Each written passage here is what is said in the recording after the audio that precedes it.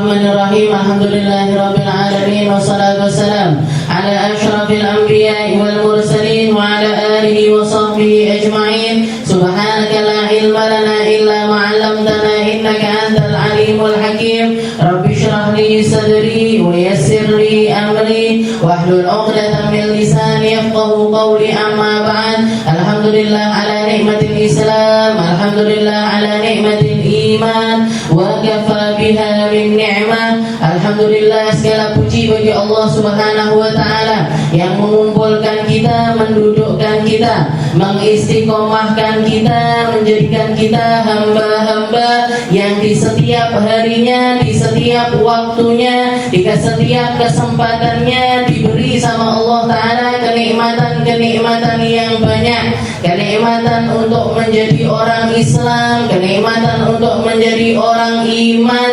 Dan para ulama mengatakan cukup dengan Islam iman ini saja kita patut untuk bersyukur dengan syukur yang luar biasa kepada Allah Subhanahu wa taala. Karena berapa banyak orang yang lebih longgar dibandingkan jenengan tapi nggak dihadirkan sama Allah taala di tempat yang semacam ini. Berapa banyak orang yang jaraknya lebih dekat daripada jenengan tapi juga tidak dihadirkan sama Allah taala di tempat ini. Berapa banyak orang yang memiliki harta lebih banyak, maksudnya bisa dipakai untuk nyewa kendaraan atau bahkan punya kendaraan sendiri, tapi enggak dihadirkan sama Allah taala di tempat-tempat semacam ini. Dan saya yakin banyak di antara jenengan juga enggak semuanya di antara suaminya, enggak semuanya punya kendaraan pribadi. Enek sing ngegrab bareng-bareng, nggih. Enek sing budale nebeng koncone,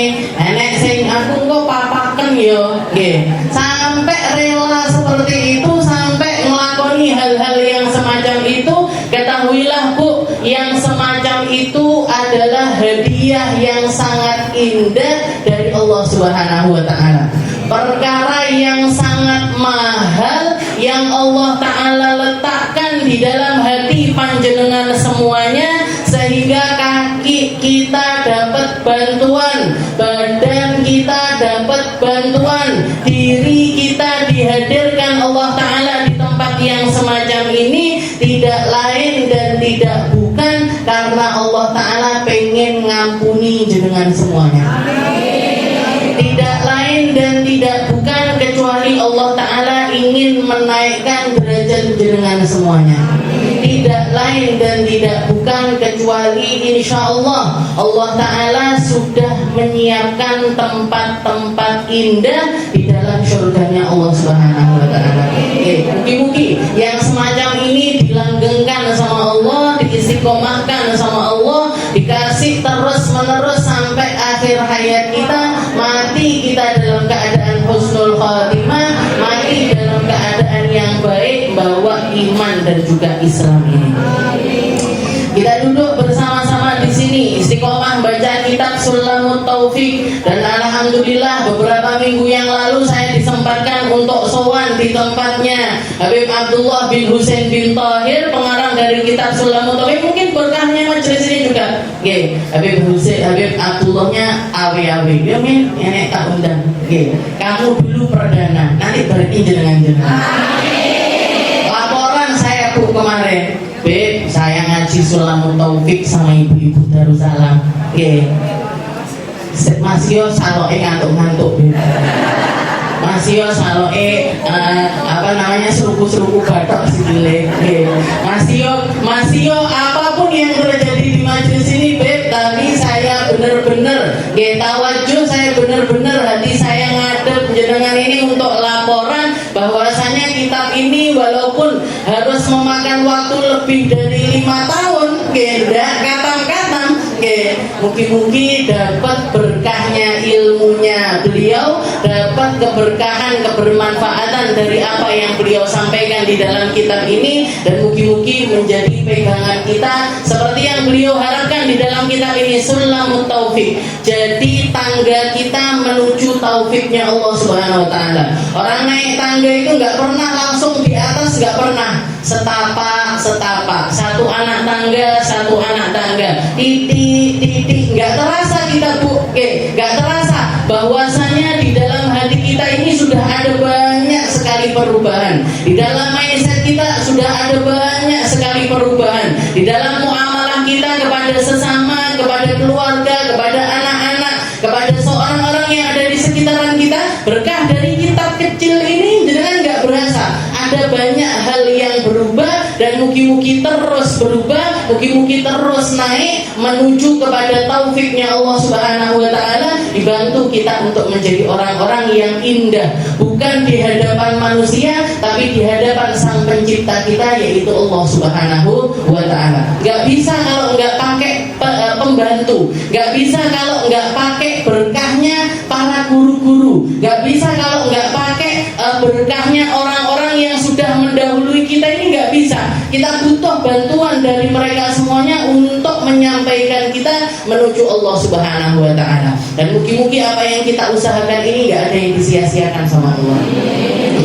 Kita belajar terus, kita belajar bersama-sama untuk membenahi diri kita bareng-bareng. Kita masuk di dalam pembahasan kita. Kalau kemarin-kemarin kita sudah bahas tentang maksiatnya hati, tentang maksiatnya perut, tentang maksiatnya mata, yang kesemuanya itu sebenarnya punjerannya satu, atau asal muasalnya satu. Kalau kita bingung, ya Allah maksiatnya mata kok banyak sekali, maksiatnya perut kok banyak sekali, maksiatnya ini apalagi ini lisan ini nanti yang kita bahas. Akeh dhewe Bu iki. Dosane barang cilik nih, nah ini banyak sekali, ada lebih dari 40, ada 40 maksiatnya lisan. Nah tapi kalau kita mau merangkum, sebenarnya yang perlu kita benahi itu apa? Punjerannya satu, ada di dalam hati kita. Seperti yang dikatakan sama Nabi Muhammad SAW, inna fil jasadi mudghah. Di dalam hati manusia itu ada segumpal darah. Idza salahat salahat jasadu kullu. Kalau sudah segumpal darah ini tadi benar, liyane dadi apik-apik. Kalau apa itu? Hati.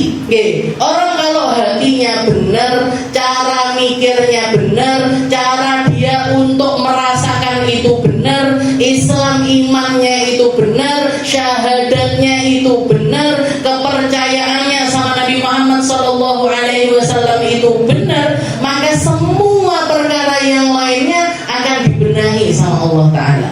Dia tahu persis apa yang harus diucapkan, tahu persis kudu mikir piye, tahu persis harus melakukan hal yang semacam apa ketika hati seseorang itu dibenahi oleh Allah Subhanahu wa taala. Maka kalau kita lihat perubahan yang dibawa sama Nabi Muhammad hanya dalam waktu yang sangat-sangat singkat. Dakwahnya beliau itu hanya 23 tahun, tapi mampu merubah Jaziratul Arab kullah.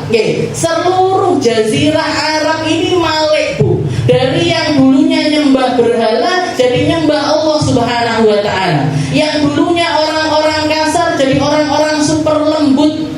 Dari orang-orang yang dulunya suka makan riba jadi bebas dari riba. Dari orang-orang yang dulunya suka mencuri jadi terbebas dari pencurian, jadi tempat yang sangat-sangat aman untuk dihuni. Dari tempat yang dulunya penuh dengan pelacuran berubah menjadi tempat yang bebas dari pelacuran. Hanya dalam waktu 23 tahun. Kenapa? Karena Rasulullah berhasil didik. Sing dididik apa nih? Yang dibenahi sama Nabi Muhammad ini apanya? Apa tangannya, apa matanya, apa telinganya? Enggak. Sama Rasulullah diambil hatinya, dibenahi hatinya, didongakne hatine biar nyambung kepada penciptanya, sehingga dia tahu persis apa yang harus dilakukan. Enggak ngelakoni kecuali apik. Orang kalau hatinya bagus enggak ngelihat kecuali yang bagus-bagus. Orang kalau hatinya baik enggak dengar kecuali yang baik-baik. Orang kalau hatinya baik enggak akan ngomong kecuali perkara-perkara yang baik. Sebelum ngomong dipikir sih, difilter dulu. Iki api apa enggak? Iki nggawa pahala apa nggawa dosa? Iki akan aku sesali atau akan aku syukuri? Ini akan aku harus memperbaikinya nanti atau saya enggak perlu untuk memperbaikinya nanti. Tahu dia. Filternya sudah ada. Istilahnya bentengnya dia ini dia sudah dapat. Apa Apa bentengnya? La ilaha illallah Muhammadur Rasulullah. La ilaha illallah, tidak ada Tuhan selain Allah dan Nabi Muhammad utusannya Allah. Oke, saya ibadah nyambung langsung kepada Allah Ta'ala. Perantaranya adalah ngikuti jalan hidupnya Nabi Muhammad Sallallahu Alaihi Wasallam. Oke, jadi macam-macam dosa yang dijelentrehnya sama Habib Abdullah bin Husain bin Thahir di sini, semuanya akan bisa berubah menjadi baik ketika kita tahu persis bahwasanya yang paling perlu untuk kita perhatikan adalah diri kita sendiri. Oke, hati kita sendiri, cara berpikir kita sendiri. Orang kalau sudah sibuk dengan dirinya sendiri, dak kok berpikir wong bu, nggih no bener. Nggih, dosaku akeh, salahku akeh, aku kudu tobat akeh-akeh, aku kudu istighfar akeh-akeh. Gak sempet dia ngeritik orang.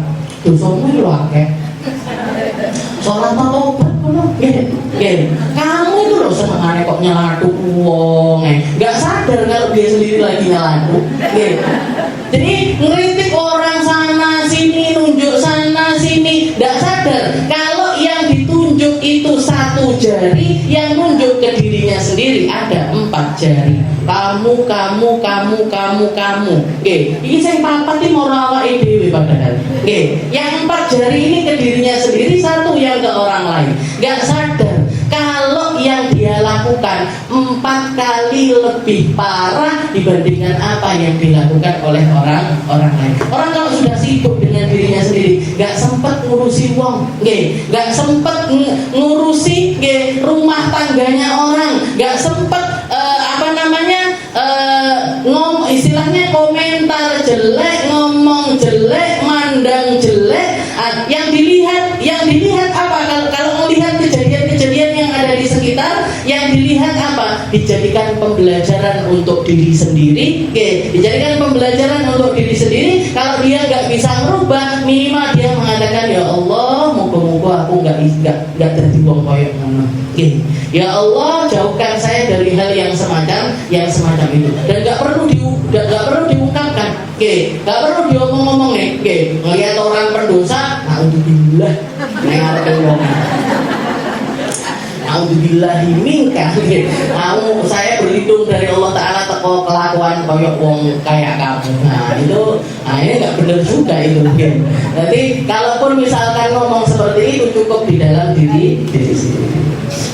Sekarang kita masuk di dalam bab yang baru, ma'asil lisan, maksiatnya lisan. Faslun wa min ma'asil lisan al-ghibah wan namimah wa hiya dzikruka akhakal muslim bima yakrahu wa in kana fihi wan namimah wa hiya naqlul qawl lil ifsad wa tahrish min naqlil qawl walau bainal bahaim. Ini kita akan bahas tentang maksiatnya lisan. Lisan yang dikatakan oleh Sayyidina Abdullah bin Mas'ud, ma ya'lam, katanya Sayyidina Abdullah bin Mas'ud, aku tidak melihat satu perkara yang butuh untuk dikerangkeng ekstra. Saya nggak pernah melihat satu benda, satu perkara yang butuh untuk kita bentengi, kita tutupi, kita jaga dengan lapisan-lapisan penjagaan lebih daripada lisan kita. Jadi saya nggak pernah nemu sesuatu yang butuh dikerangkeng, yang lebih penting untuk kita kerangkeng ini lebih daripada lisan-lisan kita. Kenapa? Karena lisan itu bisa jadi omongannya itu yang keluar pendek kecil, simple sekali, dan kadang-kadang spontan keluar, tapi dosane jauh, tinggi, besar, perkaranya itu akan menjadi perkara yang panjang sampai ke nerakanya Allah Subhanahu wa Ta'ala. Makanya Rasulullah SAW sampai mengatakan ketika ada salah satu sahabat, Sayyidina Mu'ad mengatakan, ya Rasul, mosok kalimat per kalimat yang keluar dari kita ini butuh pertanggungjawaban. Kalau kita lagi ngobrol-ngobrol santai, kalau kita lagi guyon-guyon sama temen, kalau kita lagi omongan-omongan ringan kayak gitu, masa semuanya bakalan dipertanggungjawabkan di hadapan Allah Dewe ngomong biasanya kayak ngobrol sama teman, ngobrol sama saudara, ngobrol sama keluarga ini kan mesti omong-omongan. Mosok jenengan kumpul-kumpul terus meneng-menengan, kan nggak mungkin. Lagi reunian, bermono kabeh meneng. Gue tasbih, subhanallah, subhanallah, subhanallah, subhanallah. Jadi konco-koncone serasa reunian aja. Dikira nih ngomongnya dewe. Nah kalau kita lagi kumpul-kumpul keluarga kan pasti ngobrol-ngobrol. Nah Sayyidina Mu'adz ini protes tentang hal tersebut. Ya Rasul, masa ngomong-ngomong ringan kayak gitu nanti juga ada pertanggungjawabannya di hadapan Allah Ta'ala. Maka katanya Rasulullah, takilat ka ummuk ya Mu'adz. Celaka kamu kalau sampai punya pikiran kayak gitu wahai Mu'adz. Sungguh salah apa yang kamu pikirkan kalau sampai Allah Ta'ala tidak memperkarakan apa yang keluar dari lisanmu. Wal yakubun nas ala wujuhim fi jahannam illa hasaidu alsinatahu. Ketahuilah wahai Mu'adz, paling banyaknya orang-orang itu masuk ke dalam neraka dengan wajahnya dulu yang masuk, bukan kakinya dulu yang masuk, bukan tangannya dulu yang masuk, tapi wajahnya ditelungkupkan oleh Allah Ta'ala ke dalam neraka jahanam illa hasaidu alsinatahu, kecuali satu perkaranya, karena panenan lisane dewe.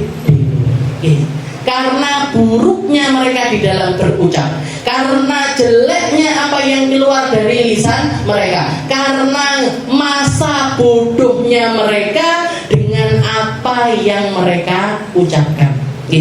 Dan ini penyakit wong wedok. Penyakitnya perempuan itu omong dhisik mikir keri. Mikirnya keri, pokoknya omong dhisik, ngomel dhisik, nesu dhisik, salah neng omah, salah iki ngomel, anake ngene ngomel, bojone ngene ngomel, ngomelnya dulu. Bu, itu semuanya nanti jenengan buka buku kitab apa namanya? Buku kitab catatan amal kita, mayal fidu min qaulin illa ladaihi raqibun atid. Tidak ada satu kalimat pun yang keluar kecuali jenengan ketemu kabeh. Jadi apa yang jenengan ucapkan dari pagi sampai masuk ke majelis Darussalam ini tadi, kabeh nek catatane kabeh. Jenengan eling-eling pagi tadi sudah ngomong apa aja. Itu nanti satu persatu kalimat itu dimintai pertanggungjawabannya sama Allah Ta'ala. Awakmu nyapo nesu karo bojomu nyapo, wong bojomu lo tangi tururan nyapo dinesoni. Mek njaluk kopi dinesoni. Salah nekek sandal diseneni, salah nekek anduk diseneni. Mesane wong lanang. Tapi lek ndak ngoten, ndak rapi-rapi bisa dari rumahnya. Istilahnya sebenarnya kita itu nggak perlu ngumbar omongan, ngumbar omelan itu yang capek kita sendiri. Wes lah kesel, catatannya akeh, ngebek-ngebeki buku, sudah enak, anunya bisa. Istilahnya kalau dinilai ratingnya kalimat-kalimat itu nggak bintang 1, bintangnya itu 1, ngebek-ngebeki buku nih kan. Like novel, kalau jadi novel gitu gak gelem aja dibintangnya sih gelem tuku. Karena saking jeleknya buku catatan amalan kita. Mayal fidu min qaulin illa ladaihi raqibun. Gak ada satu kalimat pun yang keluar kecuali ada catatannya, Bu. Malaikat raqib atid ini selalu membersamai kita dan nyatet semua apa yang keluar dari lisan kita. Kesel malaikat itu. Ngomong isu omong, awan omong, sore omong, bengi omong. Panggil ngomong kalau nilainya bagus gak apa-apa.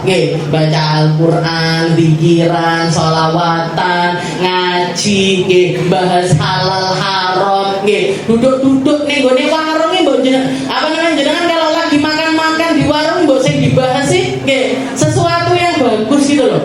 Rasulullah itu ngene, Sayyidah Aisyah itu loh kayak gini, Sayyidah Fatimah kayak gini. Panggil sing diomongin Fatimah tonggone, Aisyah sing omahe nang kono. Apa nggak ngono? Masa nggak berubah-berubah? Ngaji Sulam Taufik barang mana nggak berubah? Jadi apa namanya, para ulama sampai mengatakan, sesungguhnya kalau misalkan manusia itu tahu. Atau kalau misalkan omongan kita itu harus, kalau kita ngomong itu harus bayar. Kalau kita istilahnya omongan itu kita sebandingkan kayak SMS misalkan. Dulu kan pakainya SMS, kalau sekarang pakai WA ini jadi nggak ada nilainya. Tulisan itu kan jadi nggak ada nilainya. Dulu zaman apalagi waktu saya mondok di Hadramut dulu. Setiap hari Jumat dapat HP, kita beli pulsa itu cuma bisa, jadi misalkan beli pulsa 100.000, beli pulsa 100.000, itu 100.000 itu cuma bisa kirim SMS untuk 20 orang. Jangan bisa buat SMS 20, itu kan dipikir banget. Ditotok, bahkan sehari sebelumnya itu ke saya sama kakak saya itu sudah nulis. Saya ngarep di SMS apa wae. Jatahe abine 5, jatahe umi saya nggak bisa SMS alhamdulillah. Jadi jatahnya abang saya 5, jatahnya teman saya 5, jatahnya teman kakak saya 5. Nanti yang 5 ini nanti buat kalau ada urgent pengen WA siapa yang lainnya. Nanti ditoto sampean. Mau ngomong apa, mau nyampaikan apa, mau ngobrolin tentang apa. Karena apa? Karena ada harganya. Ini karena lisan kita ini nggak istilahnya majanan itu gratis. Kalau Gusti Allah gratis nih. Jadi kita merasa kalau semua yang keluar dari lisan kita ini nggak ada nilainya. Padahal berapa banyak katanya Rasulullah SAW, berapa banyak orang keluar satu kalimat. Keluar satu kalimat, dia nggak ngira kalau kalimat itu akan datangkan pahala yang banyak sekali dari Allah Ta'ala. Hatta yablughal ufuk, sampai kalimatnya ini memenuhi langit-langitnya Allah Ta'ala dengan pahala, dan di akhirat dia manen semua pahala tersebut. Kayak kalimat-kalimatnya siapa? Kayak kalimat-kalimatnya para ulama ini. Ini kitab Sulamut Taufik ini dari berapa ratus tahun yang lalu dicetak lagi, dibahas lagi di pesantren, di sekolah-sekolah. Habib Abdullah bin Husain bin Tahir maupun ngiro ketika nulis satu kalimat per kalimat dari kitab ini, apa ada di dalam mindsetnya beliau bahwasanya ini akan datangkan pahala yang baik. Beliau ikhlas nulis lillahi ta'ala, dimulang murid-muridnya. Buat ngajar orang-orang yang ada di sekitarnya. Habib Umar bin Abdurrahman Al-Attas yang ngarang Ratib Al-Attas. Beliau itu di dalam riwayatnya cuma punya murid 10, Bu. Punya murid 10, tapi 10 muridnya ini top. Salah satu di antaranya Habib Abdullah bin Alawi Al-Haddad. Habib Abdullah bin Alawi Al-Haddad muridnya banyak, diterima sama masyarakat banyak. Gurunya beliau itu seumur hidupnya cuma punya murid 10. Ketika ada satu orang pengen hasud, istilahnya pengen ngerusak hatinya Habib Abdullah bin Alawi Al-Haddad, bilang sama Habib Abdullah bin Alawi, wahai Imam Haddad, lihat rotibmu lebih diterima orang daripada rotibnya gurumu. Lihat karangan-karanganmu lebih banyak daripada karangan-karangan gurumu. Delapan muridmu luwih akeh ketimbang muridnya gurumu. Jadi ada orang pengen masukkan di dalam hatinya Imam Haddad ini sesuatu yang akan merusak hatinya, yang akan merusak niatnya beliau. Katanya Imam Haddad, tapi nggak ada orang semacam guruku. Muridnya boleh cuma 10 orang, tapi 10-10-nya menjadi ulama besar. Dan aku semacam Abdullah bin Alawi Al-Haddad yang katamu punya karangan banyak, punya murid banyak dan lain sebagainya, saya nggak menemukan dari murid-muridku yang semacam murid-muridnya Habib Umar bin Abdurrahman Al-Attas. Gak ada yang kayak 10 orang yang jadi muridnya Habib Umar bin Abdurrahman Al-Attas. Jadi istilahnya para ulama-ulama itu gak ngira, Bu, kalau karangannya itu bakalan diamalin orang banyak. Kalimat per kalimat yang datangkan pahala yang luar biasa dari Allah Subhanahu wa Ta'ala. Dan berapa banyak orang ngomong dengan kalimat-kalimat yang buruk, dia gak ngira kalau dosanya itu akan menjadi dosa yang besar. Tiba dosa nih ngebeki langit, ngebeki bumi, jadi kalimat-kalimat yang buruk ditiru sama orang sampai akhir zaman nanti. Kayak apa? Orang yang pertama kali ngomong kotor dapat dosanya semua orang yang ngomong kotor sampai akhir zaman. Orang yang melakukan maksiat pertama kali akan dapatkan dosanya dari semua orangnya. Makanya dikatakan anaknya Nabi Allah Adam yang pertama kali melakukan pembunuhan di atas muka bumi ini, dia mendapatkan dosa dari setiap terjadinya pertumpahan darah yang terjadi di atas muka bumi ini sampai akhir zaman nanti. Na'udzubillahimin. Jadi kalau mau ngomong itu dipikir, iki kok piye, nasib omongan ini nanti gimana? Gawa aku neng surga apa gawa aku neng neraka? Akan aku sesali atau akan aku syukuri? Kalau jenengan pengennya bersyukur dengan setiap kalimat, ya berarti ini wow, kudu enek segele. Atau harus ada gemboknya. Mulut ini harus ada gemboknya, harus ada kuncinya. Kalau bisa kuncinya ndak mek siji, loro, telu, papat, limo. Jadi mikirnya itu, kalau mau ngomong itu mikirnya panjang. Gak apa-apa diomongin, apa-apa diomongin. Baik itu omongan pakai lisan ataupun juga pakai tulisan. Ngomong istilahnya ghibah tapi neng gone grup.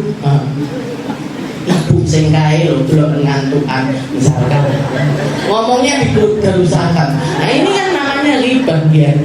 Nah itu semuanya adalah sesuatu yang besar pertanggungjawabannya di akhiratnya Allah Taala. Faslun wa min ma'asil lisan al-ghibah. Guys, jangan ndak asing lagi dengan kalimat ini.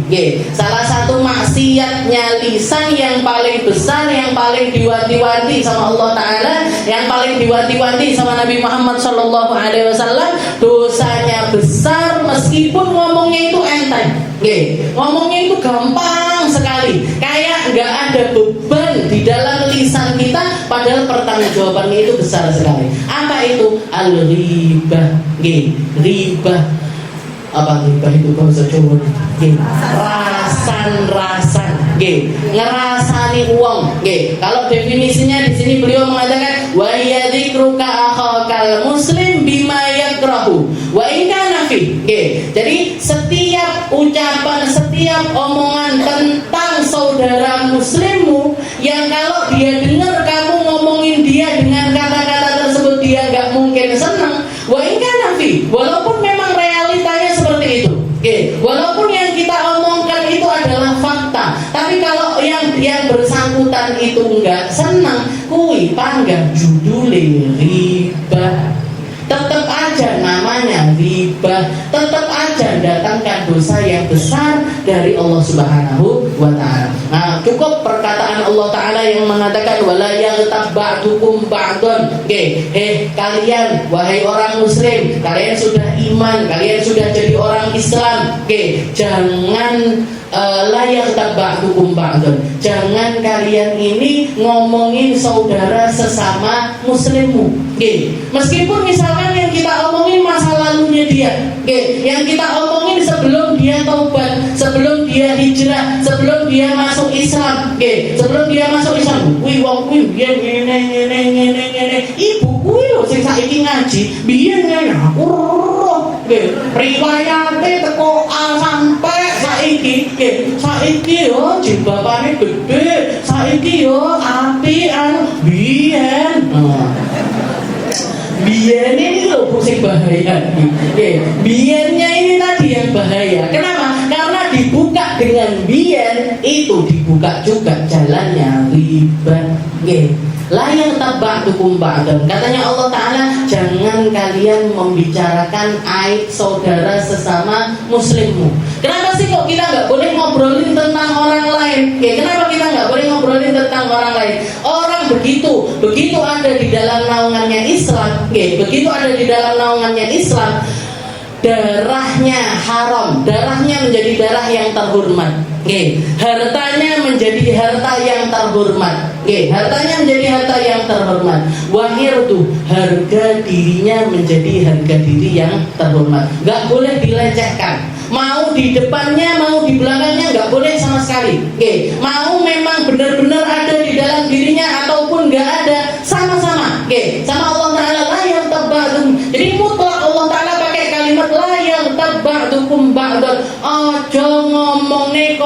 koncomu, jangan ribahin temenmu, jangan buka aib saudaramu, tutupi. Kalau kalian tahu tentang aib seseorang, nggak sengaja tahu tentang aibnya mereka, jangan malah diumbar tapi tutupi. Kalau kamu melihat ada kesalahan orang lain, kesalahan di depan mata kita melihat maksiat yang dilakukan oleh orang lain, kita tegur, baru ditutupi, Bu. Jangan malah, aku udah ingin dulu ngomong ini. Baru saya ini ngomong ke sini, yang ini ngomong ke sini, yang ini ngomong ke sini. Akhirnya istilahnya baru durasi 24 jam. Wes dadi omongane sak kampung. Niki kampunge sapa sing ngeten iki? Sampai julukannya itu benang ceblok lah kabeh wong ero. Apa benang apa biasanya? Jarum jatuh aja loh. Kayak tembok ini bisa bicara. Semua orang langsung tahu satu kejadian yang terjadi di suatu tempat. Jangan jangan dengar apapun yang terjadi di sebelah rumah kayak gini, yang depan rumah begini, belakang rumah seperti ini. La yang ba'dukum ba'dan. Katanya Allah Ta'ala, jangan kalian ribah satu sama lain. Ayuhibbu ahadukum an ayakula lahma akhihi maitan fakarihtumu. Bukankah kalian kalau ditawarin daging saudaramu sendiri enak sing mau makan? Ada yang mau rela makan daging saudaranya sendiri. Sama Allah Ta'ala dijamin, fakarihtumu, enggak akan ada yang doyan. Jadi misalkan saya nawarkannya, Bu, cokotan tanganku, mau saja gak enak, kurang dibumbu, gak akan ada yang mau. Jadi tangan goreng, sikil goreng, kuping goreng, hidung goreng, gak ada yang perlu untuk makan daging saudaranya sendiri. Maka itu kalian gak mau. Dan itu dosanya ghibah itu semacam ini. Nanti di akhirat orang-orang tukang ghibah disodori sama Allah Ta'ala daging saudaranya sendiri-sendiri, suruh ngemplok dalam keadaan masih belum dimasak. Jadi nggak dikasih bumbu, nggak digoreng, nggak dibakar, nggak diapa-apain, itu loh. Jangan disuruh makan, dipaksa untuk memakan sebanyak orang yang kita ghibahin, sebanyak itu kita akan tulisan mulut kita akan dijejeli sama Allah Ta'ala. Na'udzubillah ini dari balaya tabba'dukum ba'da. Bahkan Habib Abdullah bin Alawi Al-Haddad di dalam Nasaihud Diniyahnya beliau, di dalam kitab Nasaihud Diniyah, yang namanya ribah itu bahkan bukan cuma pakai lisan aja. Pakai tulisan juga dianggap riba, pakai isyarat juga dianggap riba. Jadi cuma ngarahin orang aja.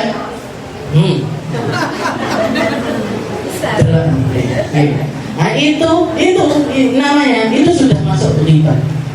Itu masuk sudah mendatangkan dosa riba. Jadi tulisan nggak ada bedanya, Bu, pakai lisan ataupun pakai tulisan. Jadi misalkan ngomongin orang berdua sama temannya Japrian, aku mang delok ngene majlis ngene. Bu, jenengan makanya begitu masuk majlis ini kudu ditonton tenan nanti. Niatnya, tujuannya. Saya nggak bosan-bosan ingatkan. Misalnya kok nggak baca doa mau belajar. Doa mau belajar kayak di sekolah-sekolah. Saya malah ngajak jenengan, nawaitu ta'alluq wa ta'lim, ya Allah, niat belajar, ngajar, niat ngambil faedah. Kenapa kok saya ajak jenengan niat aja? Bukan baca doa mau belajar. Doa mau belajar jenengan insyaallah kalaupun baca ndak baca aman aja. Tapi lek wis niate enggak bener, ngaji datang ke sini malah duduk entuk ilmu, kulaan bahan riba. Kulaan jadinya, kenal ini, temanku yang dulu, ketemu di sana, ketemu di sini dan lain sebagainya. Bukannya malah pulang itu oleh-olehnya ilmu, bukan, tapi oleh-olehnya bahan riba. Alhamdulillah ini. Walaya tetap ba'dukum wa mimma asil lisan al-ghibah. Nah, jadi yang pertama yang paling harus kita benahi di dalam diri kita ini dosa yang pertama dan dosa yang paling besar, yaitu ngomongin orang. Ngomongin orang.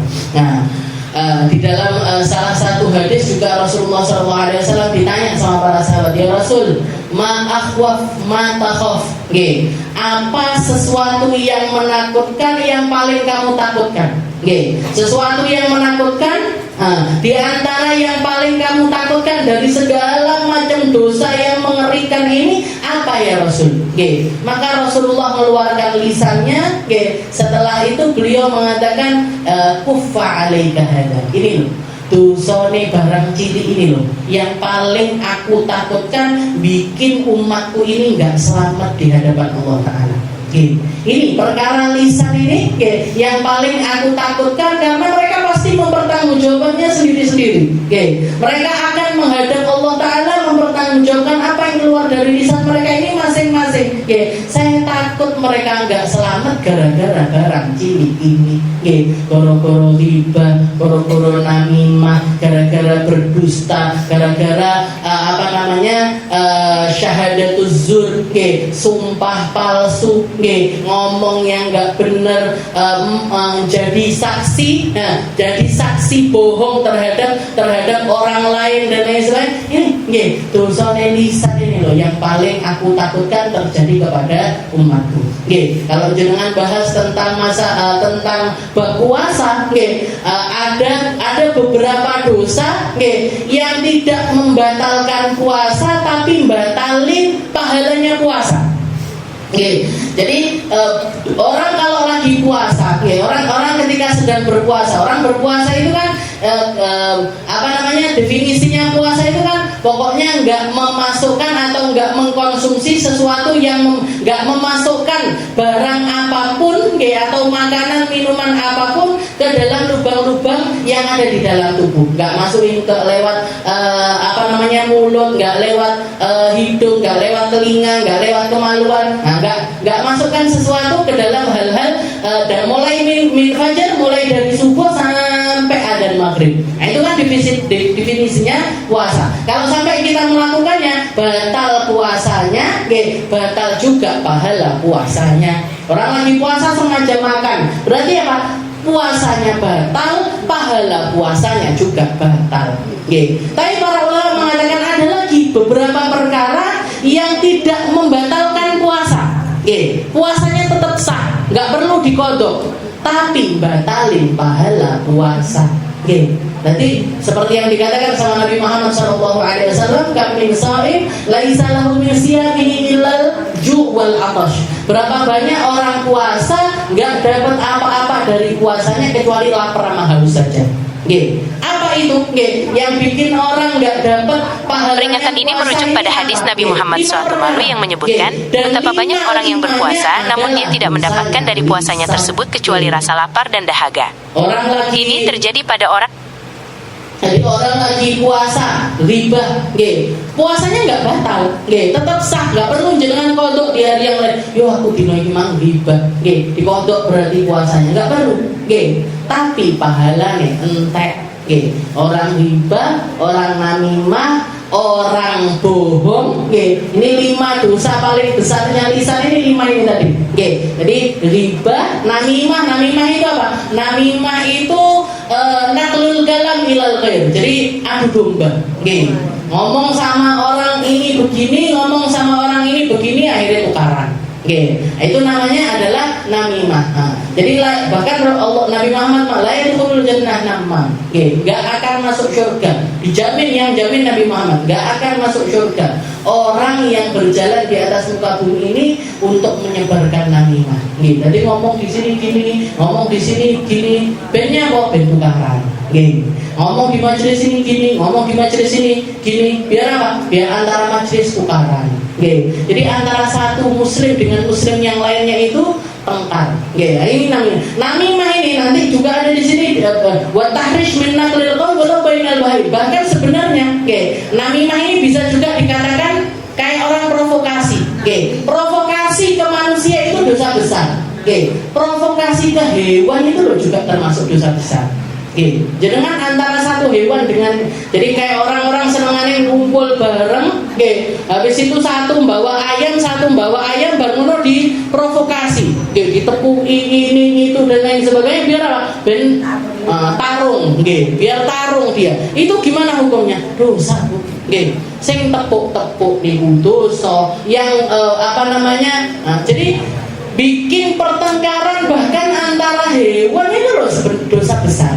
Nggih. Kok sama manusia, sama hewan aja itu loh mendatangkan dosa besar.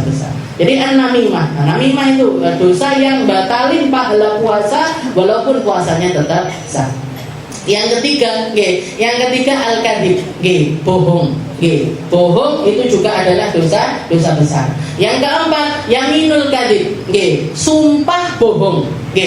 Jadi bersumpah pakai namanya Allah Ta'ala di dalam suatu kebohongan. Demi Allah aku nggak tahu.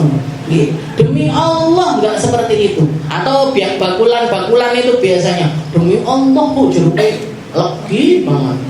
Dibuka nyampe, yang dicicipi di situ manis, yang dibawa pulang kecut. Demi Allah ini saya baru panennya, demi Allah untuk melarisin dagangannya itu pakai hal-hal yang semacam itu juga batalin pahala puasa.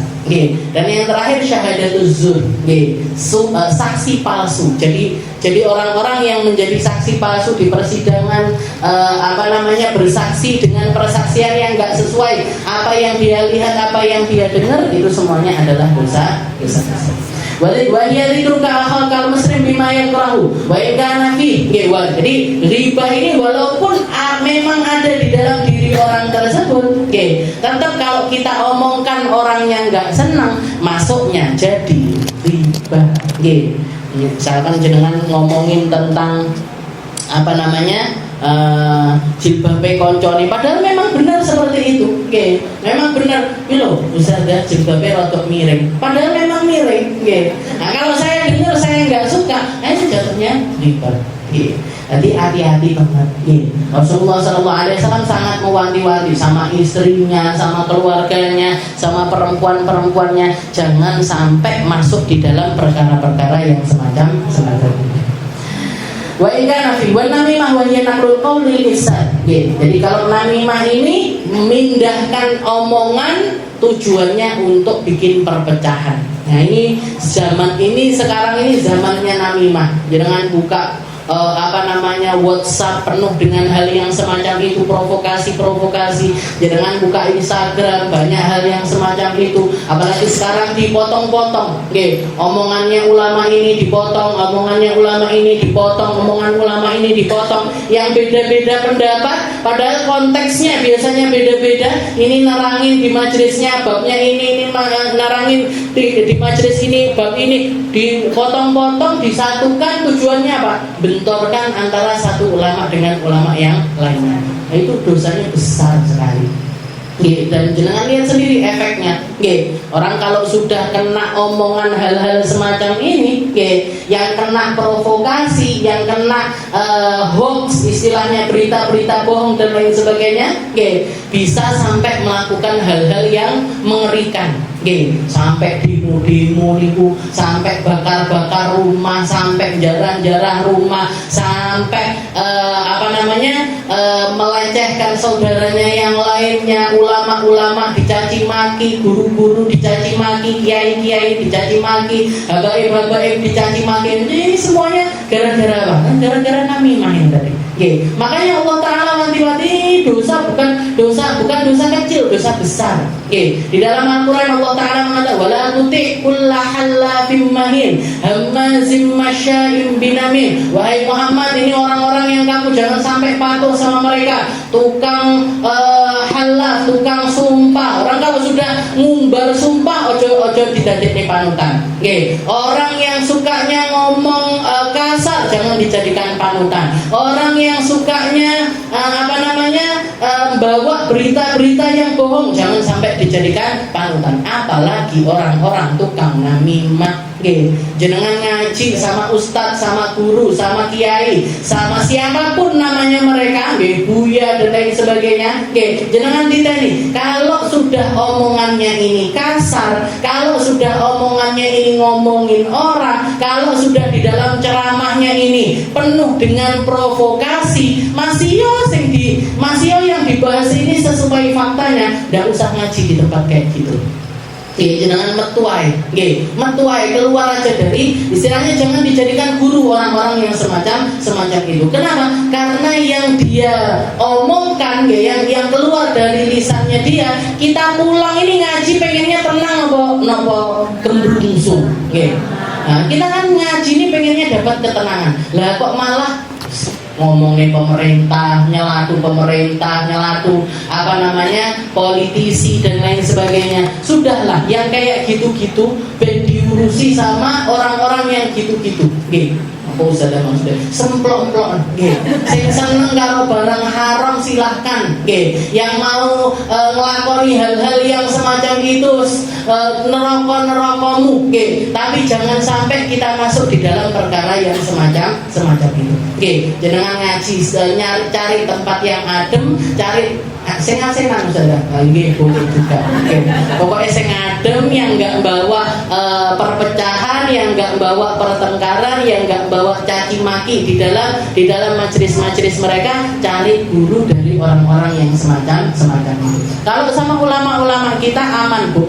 Sama ulama-ulama kita, ulama-ulama yang lurus, yang track recordnya itu pas, pondok pesantrennya jangan tahu persisnya, harus belajar sama orang-orang yang seperti itu. Nggak usah nyari sensasi, nggak usah nyari sesuatu yang viral, tapi cari sesuatu yang benar-benar nyambungkan kita kepada Allah dan juga kepada Rasulullah Sallallahu Alaihi Wasallam. Wa ya naqlul kalam bil lisan wa tahrish min naqlil qaul walau bainal bahaim. Ini tadi. Kalau yang ketiga, dosanya lisan yang ketiga, at-tahrish. Tahrish ini tadi provokasi.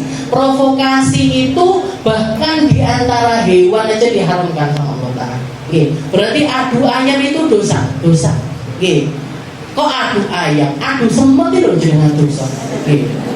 Giring semut satu sama semut yang lainnya dikompon tukaran, dikasih gula mek siji, nah jadi kan naruh gula satu, nah ini semutnya ada dua, ini tukaran rebutan gula, nah itu dosa sudah. Apalagi misalkan cecak di jangkrik dan lain sebagainya disuruh tengkar, bisa. Makanya anak-anak kita